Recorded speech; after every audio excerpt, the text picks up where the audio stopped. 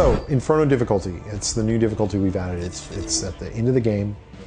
It's only max level, so you have to be level 60 to be able to go to Inferno.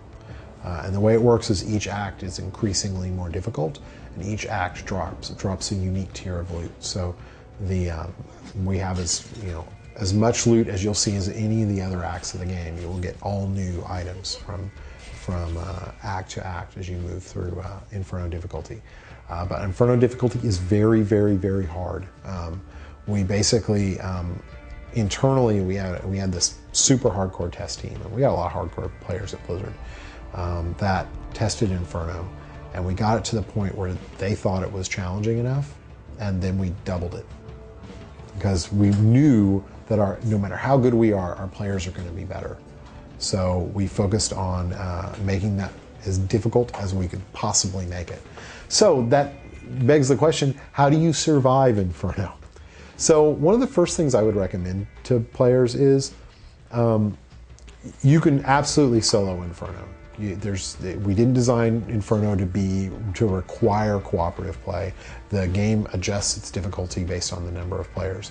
However, if you can coordinate well, multiple players will do better than a single one because they have more capability. Now they have a much greater capacity for everything to go horribly wrong because you don't have to rely on anybody when you're just by yourself. But the ability to combine different kind of classes together in effective combos is one of the things that makes Inferno really interesting. I would recommend that when you build your character for Inferno, you want to think about several things. You definitely need single target damage. I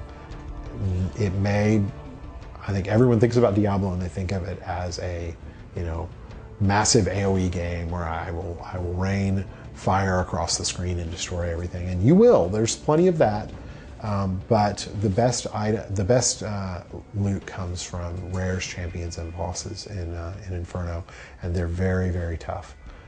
So you need to maximize your damage against them, and single target abilities are actually designed to deal more damage because they're only hitting one target.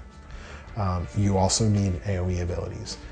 When you're working with a group especially, the ability to kind of concentrate all your AoE damage is essential to be able to kind of burn through the regular kind of monsters that you have to do to get through and find all your rares and champions. You need defensive abilities. There's a reason we structured the skill system the way we did, was to kind of, the primary abilities are often kind of single target oriented, and spamming and allow you to generate resources. The secondary abilities are very AoE focused, and so while there are some single targets in them, they tend to expend resources to be able to deal kind of maximum damage. So you got to go for one of those. And defensive abilities usually take more than one. When I play Wizard, I usually take a defensive ability that's self-centric and a defensive ability that's group-centric. So teleport is a wonderful self-centric because it gets you out of a bad situation. Slow time is wonderful for a group because you can put it down right where all the action is and help kind of lessen the incoming damage to everyone. There's even runes you can do that will give bonuses to other players who stand within the slow time, or increase penalties against monsters who stand within it. So it's a great ability to kind of help your friends and hurt your enemies. So every class has something like this. So search for those things that are designed to help you help your friends. Those abilities are awesome for you even without. Like slow time's a great ability even if you're soloing, but if you're with a group, it's even better. So, and then past that, it really comes down to maximizing those three core ideas. You want single target, you want AoE, you want to be able to get out of bad situations.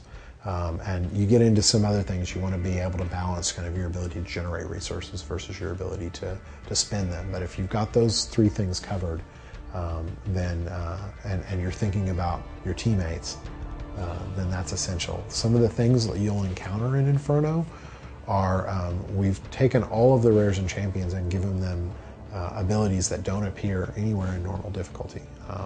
They have the ability to generate walls that block your escape routes. They they create kind of massive damage auras. So we got this one ability called Grenadier, which is specifically kind of an anti-ranged ability because it does these lobbing attacks. If you're close to the guy, you don't get hit by him, but if you're further away, they're very damaging and very dangerous. So there's a lot of different abilities designed to kind of deal with each different type of class in the game that the enemies have. We've specifically put them there to challenge all of our players in the hopes that they find the Inferno mode really awesome.